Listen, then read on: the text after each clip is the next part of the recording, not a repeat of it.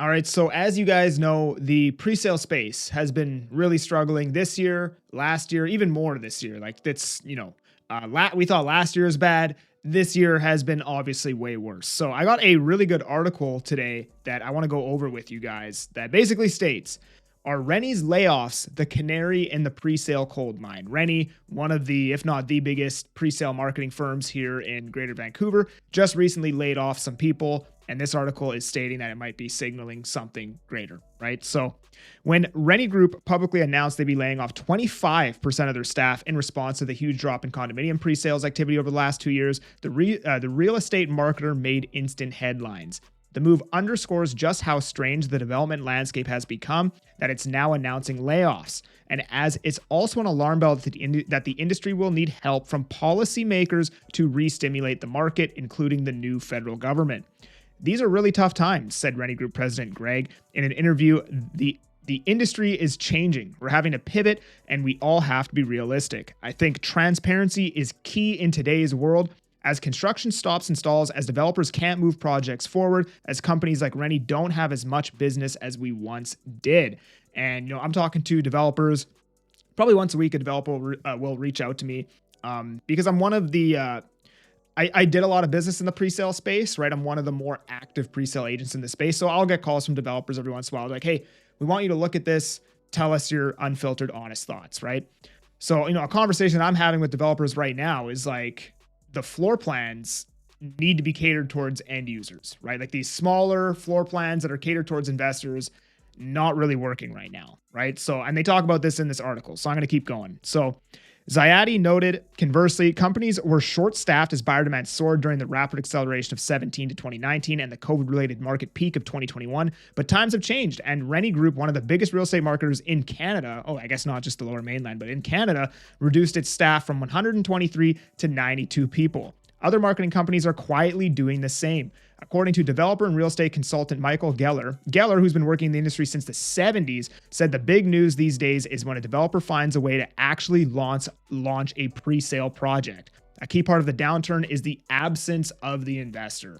That's why I'm having that conversation that, hey, your one beds are 470 square feet. You should probably find a way to make those, 525. And obviously, a lot of people can't do that, right? And I understand why. It's because now they have to charge more for the product. That increases the price. And then it's way harder to sell that unit at that price, right? It looks a lot more attractive when the price is, $450 instead of the $480 you'd have to charge if you actually increase the square footage of that floor plan, right?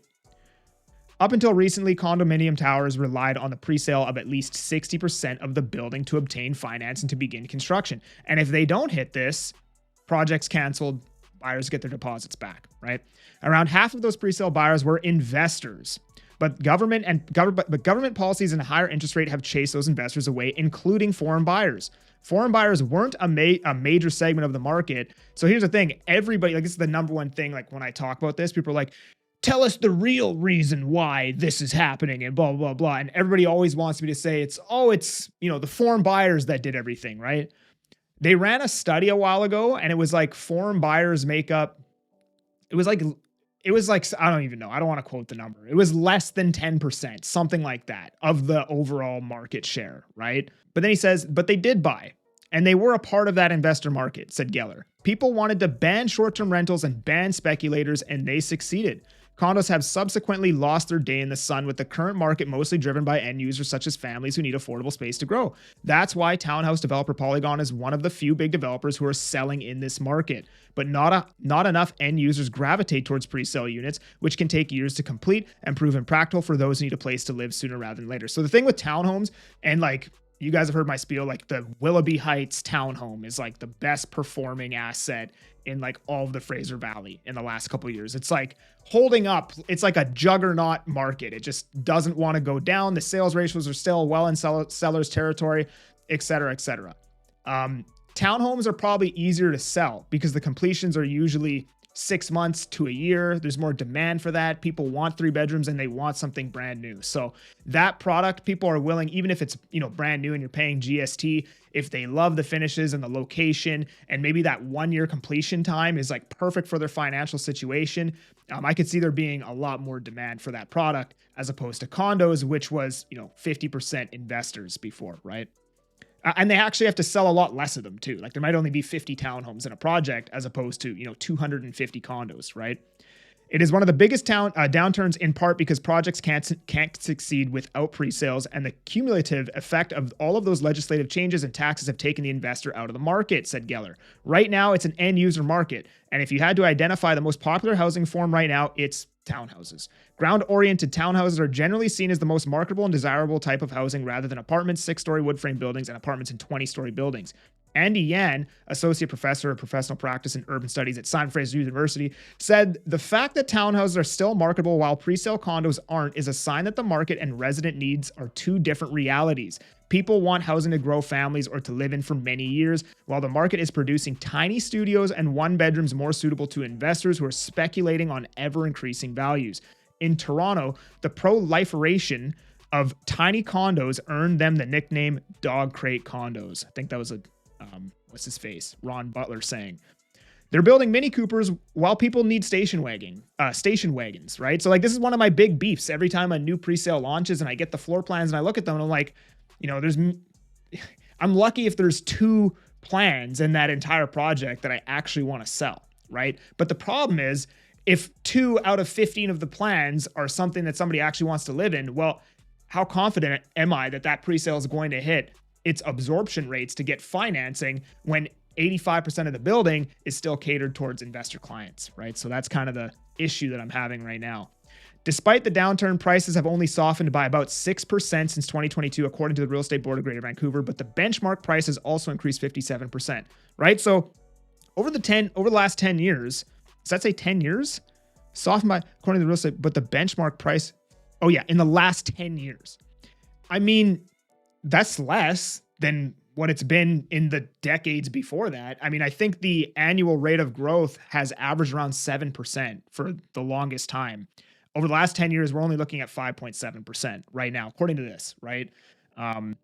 I mean, I'm not going to go back and look at every single decade right now to show you what the growth rates were, but you talk to people in the industry, the most common number you hear is it's been about 7%. Right now, it's at 57. So this guy's saying the government needs to respond to the basic question, who are we building for? Under Gregor Robinson's tenure as mayor, there was a city high watermark of 9,700 housing starts in 2016, spanning the 1984 to 2024 period. That hasn't been seen again.